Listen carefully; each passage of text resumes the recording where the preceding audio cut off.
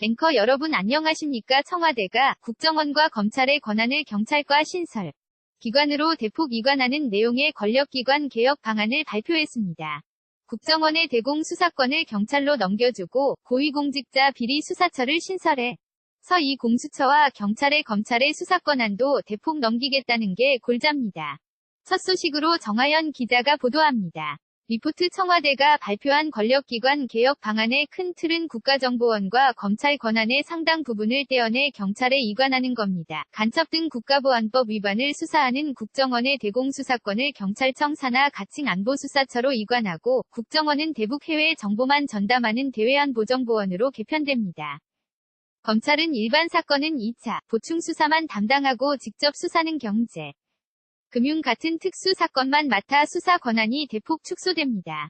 또 신설되는 고위공직자 비리 수사처가 검사 수사를 맡고 법무부, 탈검찰화로 검찰 권한은 크게 분산되고 견제도 강화됩니다.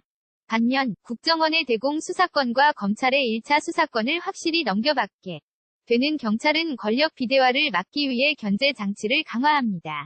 수사경찰과 행정경찰을 분리하고 자치경찰제를 도입해 방대한 조직을 분산시키는 한편 경찰위원회를 통해 권력남용을 견제하겠다는 겁니다. 조국 청와대 민정수석 민주화 시대가 열린 이후에도 권력기관은 각 기관의 조직의 이익과 권력의 편의에 따라 국민의 반대편에 서왔습니다. 청와대가 발표한 권력기관 개혁 방안은 문재인 대통령이 후보 시절 공약한 내용을 거의 그대로 반영했습니다. 이번 개혁안에 대해 자유한국당은 공수처 설치, 국정원 대공수사권 폐지에 반대한다는 입장을 분명히 했고, 국민의당도 권력기관 상호 견제 방향은 맞다면서도 대공수사권 경찰 이관에는 신중한 입장을 보였습니다. KBS 뉴스 정하연입니다.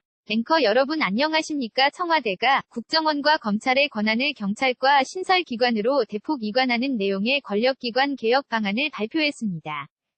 국정원의 대공 수사권을 경찰로 넘겨주고 고위공직자 비리 수사처를 신설해 서 이 공수처와 경찰의 검찰의 수사권한도 대폭 넘기겠다는 게 골자입니다.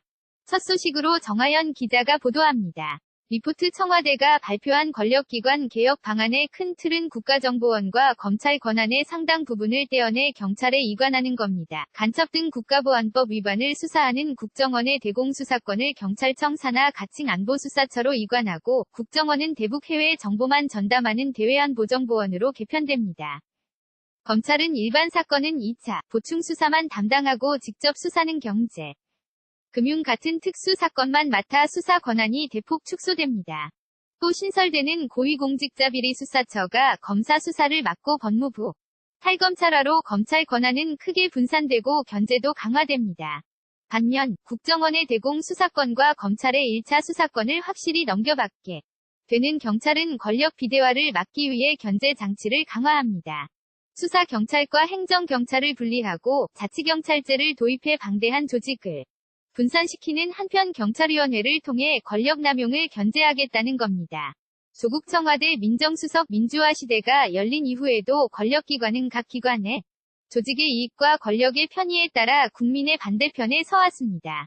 청와대가 발표한 권력기관 개혁 방안은 문재인 대통령이 후보 시절 공약한 내용을 거의 그대로 반영했습니다. 이번 개혁안에 대해 자유한국당은 공수처 설치, 국정원 대공수사권 폐지에 반대한다는 입장을 분명히 했고, 국민의당도 권력기관 상호 견제 방향은 맞다면서도 대공수사권 경찰 이관에는 신중한 입장을 보였습니다. KBS 뉴스 정하연입니다. 이전 기사 뉴스9 헤드라인 다음 기사 내일 남북 실무 접촉, 예술단 파견 논의.